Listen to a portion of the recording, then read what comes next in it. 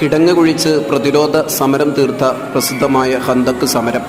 മുത്തുനബി സല്ലല്ലാഹു അലൈഹി വസല്ലമ തങ്ങളും സ്വഹാബത്തും വിശപ്പിൻ്റെ കാഠിന്യം കൊണ്ട് വയറ്റത്ത് കല്ല് വെച്ച് കെട്ടി ഖന്തക്ക് കിടങ്ങ് കുഴിക്കുന്നത് കണ്ട് ബഹുമാനപ്പെട്ട ജാബിർ റളിയല്ലാഹു അൻഹു തങ്ങൾ തൻ്റെ വീട്ടിലുള്ള അല്പം മാവും ചെറിയൊരു ആട്ടിൻകുട്ടിനെയും അറുത്ത് സദ്യ ഒരുക്കാൻ പറഞ്ഞ് മുത്തുനബി സല്ലല്ലാഹു അലൈഹി വസല്ലമ തങ്ങളെ സമീപിച്ച് തൻ്റെ വീട്ടിലേക്ക് ക്ഷണിച്ചു. അല്പം ഭക്ഷണമുണ്ട്, വന്ന് കഴിച്ചാലും.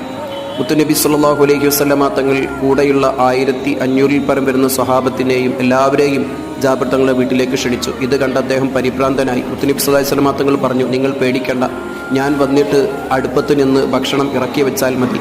മുത്തുനബി സല്ലല്ലാഹു അലൈഹി വസല്ലമ തങ്ങൾ തൻ്റെ ഉമിനീര് കൊണ്ട് ആ അല്പഭക്ഷണം അനേകായിരങ്ങൾക്കെത്തുന്ന ഭക്ഷണമാക്കി തീർത്തു. ആ ജാബിർ റളിയല്ലാഹു അൻഹു തങ്ങളുടെ വീട് നിലനിന്നിരുന്ന സ്ഥലത്ത് സ്ഥിതി ചെയ്യുന്ന പള്ളി മസ്ജിദ് ബനി ഹറാം എന്ന പേരിൽ അറിയപ്പെടുന്നു. ജാബിർ തങ്ങളുടെ ഗോത്രമാണ് ബനി ഹറാം. മദീനയിൽ സ്ഥിതി ചെയ്യുന്നു.